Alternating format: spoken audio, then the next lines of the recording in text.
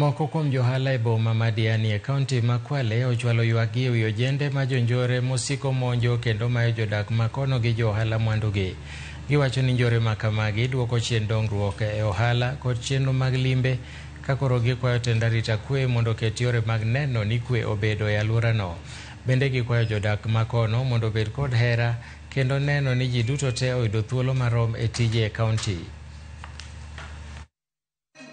Kwa hiyo ni kwamba tunaomba usalama ukaweze kuangaliwa vyema ili watu wa Kwale wakafanye kazi kwa bidii, na pili na kwa amani.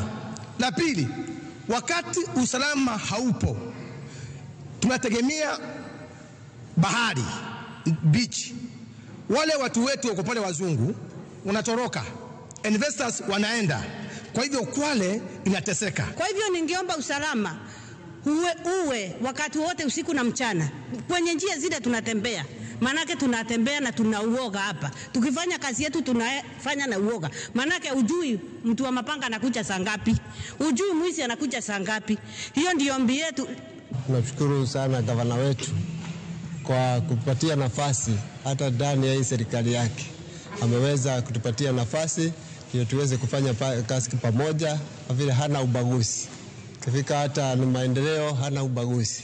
Kifika hata ni watoto wetu pia anawashughulikia kama jamii zingine. Ndio tuweze kuvuta kile kiko kwa serikali yenye ya hii jimbo la Kwale, na tupate kuwa karibu na hii serikali ya Kwale, tuweze kuongea na serikali tukiwa karibu. Wakati kazi zimetokea kwa serikali ya jimbo la Kwale, vijana wetu ndio wasitengwe. Nyakoromogen thuolo mar kawo yweyo mokwongo e chenro mar migago ka wabiro bedo gi ote ariyo kende kaeto wadhi e yweyo